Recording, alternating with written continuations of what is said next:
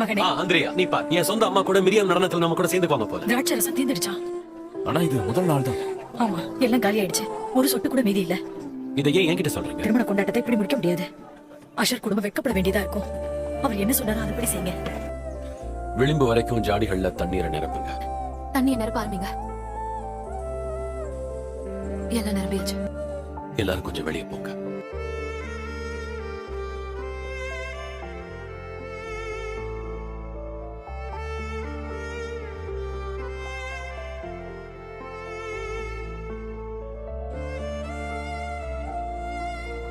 எல்லாரும் கேளுங்க, ஒரு காரியத்தை சொல்ல விரும்புறேன். எல்லா திருமணத்திலையும் நான் இதை பார்த்திருக்கேன்.